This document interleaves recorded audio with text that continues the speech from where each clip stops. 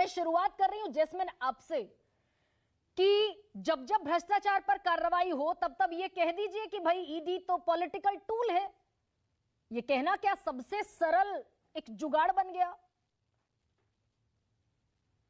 गरिमा जी देखिए, ईडी अगर एक न्यूट्रल इन्वेस्टिगेटिव एजेंसी होती तो अपेक्षा होती कि जब भी कोई वो अपना एक स्टेटमेंट जारी करती तो उसके साथ कुछ तथ्य, कुछ रिकवरी हुई हो, कुछ सॉलिड एविडेंस आया हो, उसके आधार पे अपना स्टेटमेंट जारी करेगी। इससे पहले सारी अपनी तमाम इन्वेस्टिगेटिव एजेंसियां ऐसे ही काम करती थी। लेकिन कल का जो ईडी का स्टेटमेंट जिसमें उन्होंने अरविंद केजरीवाल जी को नाम से अक्यूज्ड कहा, अगर आप वो उसे पढ़ेंगी तो आप हंस पड़ेगी। इससे ज्यादा बचकाना स्टेटमेंट मेरे ख्याल से मैंने नहीं पढ़ा कि ईडी या सीबीआई जैसी देश की सर्वोच्च एजेंसियों ने बाहर निकाला हो। क्योंकि इस एजेंसी में इस स्टेटमेंट में क्या लिखा है? इस स्टेटमेंट में क्या लिखा है कि हमने इस मैटर में, दिल्ली लिकर केस में जांच करी, कुछ लोगों से बात करी और अब हम कंक्लूड कर रहे हैं कि अरविंद केजरीवाल और मनीष सिसोदिया ने पैसे लिए हैं। कोई तथ्य नहीं है, कोई नई बात नहीं है, केवल और केवल एक frustrated political wing of BJP जो ईडी बन के रह गया है उसकी एक वाणी है। तो इसका केवल हम एक ही निष्कर्ष निकाल सकते हैं कि ईडी आज भाजपा का एक भूपू बन गया है कि जो काम भाजपा के प्रवक्ता स्टूडियो से करते हैं, अपने प्रेस कॉन्फ्रेंस के जरिए करते हैं, अब ईडी भी वही करने लगा है। नहीं ना सिर है ना पैर। मैं एक अगर सवाल पूछूं आपसे भी कह रहा हूं कि दिल्ली एक्साइज पॉलिसी में संजय सिंह जेल के भीतर हैं, मनीष सिसोदिया जेल के भीतर हैं, और जिस कैबिनेट में इस एक्साइज पॉलिसी पर मोहर लगी इंप्लीमेंटेशन के लिए, तो कैबिनेट का मुखिया कौन? सीधे सीधे मुख्यमंत्री।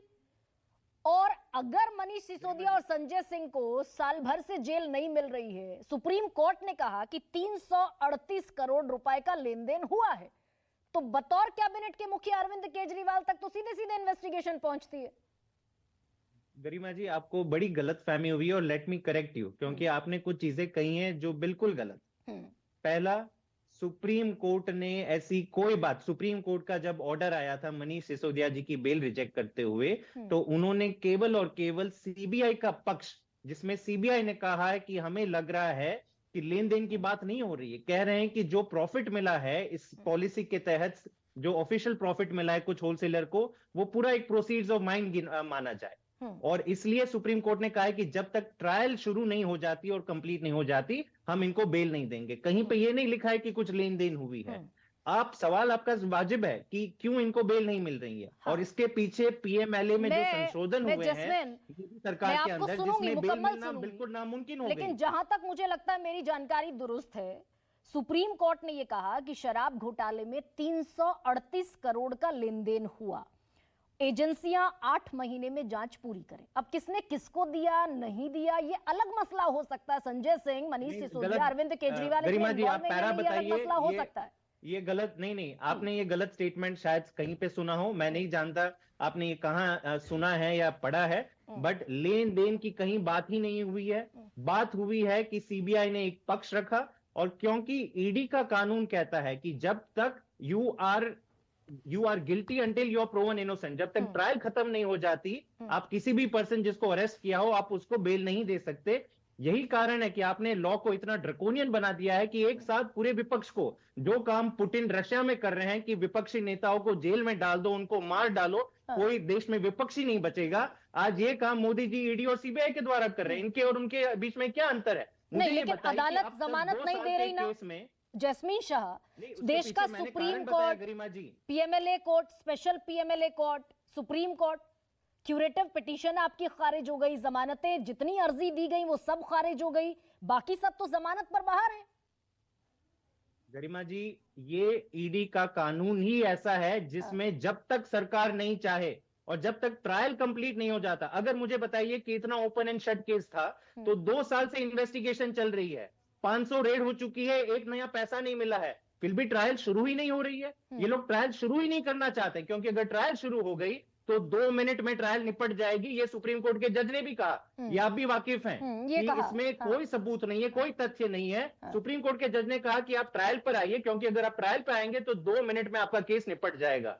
तो पूरी तरह से ये एक साजिश है। मैं एक आखिरी चीज कहना चाहता हूं कि अब तक ये कह रहे हैं कि हमें प्रोसीड्स ऑफ क्राइम नहीं मिल रहा है इस केस में, लेकिन जब से इलेक्टोरल बॉन्ड्स का डेटा आया है गरिमा जी, ये एक बड़े चौंकाने वाली बात है कि जिन कंपनियों के ऊपर दिल्ली के शराब घोटाले में रेड पड़ी, वो रेड के एक हफ्ते बाद उन्होंने इलेक्टोरल बॉन्ड्स डोनेट किए बीजेपी को।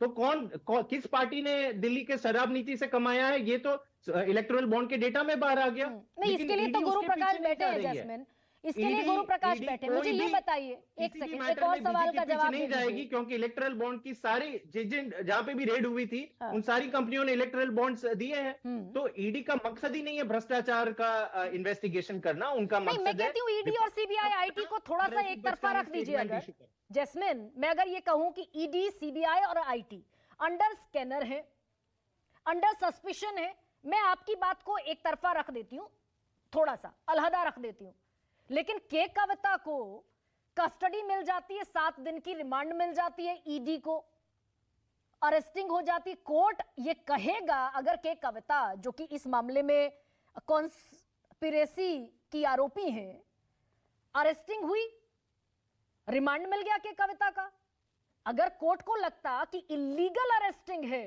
ईडी के पास सबूत नहीं है, तो कोर्ट खारिज कर देता, नहीं देता रिमांड। आप इसको नहीं गरिमा जी, आप इसको बिल्कुल गलत तरीके से समझ रही है। ये इंपॉर्टेंट लीगल मैटर है, मैं आपको समझा देता हूं और आपके दर्शकों को समझा देता हूं। ईडी के पास पूरा हक है इस मैटर को इन्वेस्टिगेट करने का।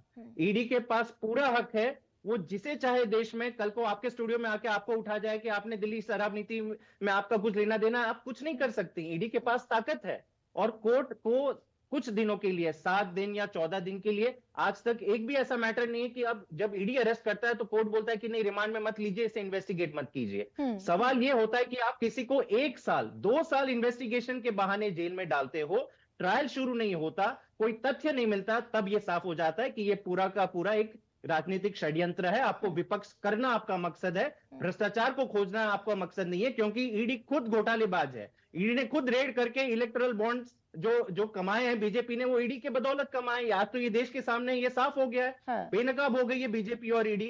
तो मैं जैस्मिन आपकी इस बात को आगे ले जाती हूँ।